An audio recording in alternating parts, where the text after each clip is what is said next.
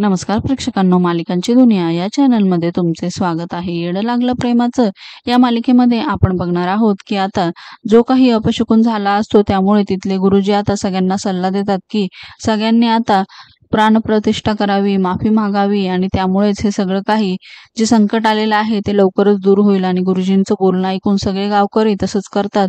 दुसरीकडे मात्र आता मंजिरी घरामध्ये विचार करत असते की देवा, तू असं का करतो आहे? आणि जेव्हा आता लोकांचे जीव जात आहे तेव्हा इथे राया पण नाही, निदान तू त्या रायाला तरी इथे पाठव आणि काहीही कर, पण तू यातून मार्ग काढ, असं म्हणून मंजिरी देवाकडे प्रार्थना करते। येणाऱ्या भागात आपण बघणार आहोत की आता इकडे जय म्हणू लागतो की या मुलीला बाहेर काढा आणि नवीन मूर्ती इथे स्थापन करण्याच्या आधी या चोर मुलीला बाहेर काढा। तेव्हा गावातले सगळेजण तिला पकडतात। तेवढ्यात राया तिथे येतो आणि तो म्हणतो, हो बरोबर आहे, हिनीच चोरी केली आहे। त्यामुळे मंजिरी संतापते आणि रायाच्या कानाखाली वाजवते। तेव्हा आता राया म्हणतो, जशी माझ्या कानाखाली वाजवली ना तसं मात्र आता तू या लोकांना उत्तर दे।